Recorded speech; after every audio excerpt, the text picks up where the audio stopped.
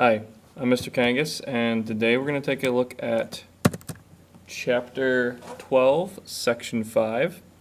And in this video, we're going to be taking a look at how to select an appropriate display. There's not going to be a whole lot to this video.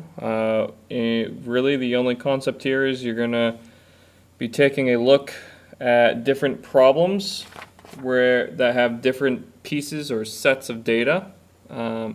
And your job is going to be to look at those sets of data and those problems and try to figure out what type of graph or display would be most appropriate for that set of data. What you really want to keep in mind is what is the data trying to convey? What is it trying to show people? Is it trying to display the frequency of something? Is it trying to compare parts of the data to the whole? Is it trying to show a change over time? Is it trying to display how many times a number is occurring in a set of data? There's all sorts of different reasons for putting things into some sort of display or graph. So what I have here up on the screen for you, on the left side, is a list of the type of display, and on the right side is an explanation as to when you typically use that type of display. So when do you use a bar graph? When you're trying to display the frequency of data in categories. When are you trying to use a circle graph? When you're trying to compare parts of the data to the whole. So for example, the whole might be the whole class, and the parts might be what part of the whole class, when they go home, what is the first thing they do? 27% of the class may go home and the first thing they do is chores. 50% may watch TV. 16% may hang out with friends. And so we're taking the whole and we're saying, okay, how many of you do this? How many of you do this? And how many of you do this? And it's kind of so you can kind of see how the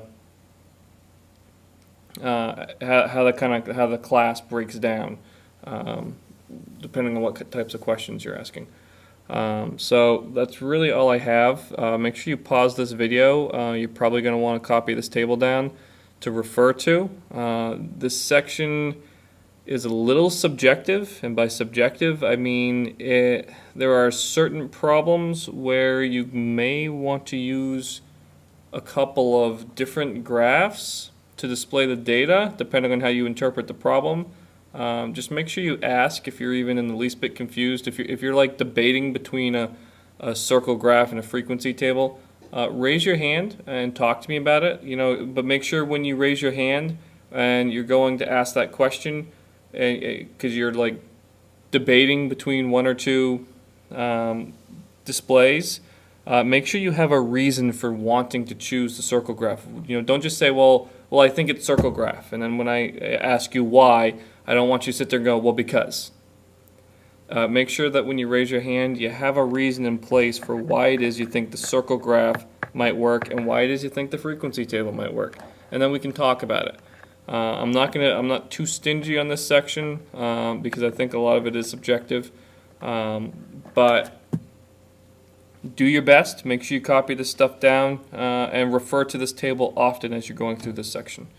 And that is all there is for this video. So remember to pause it and take notes, please.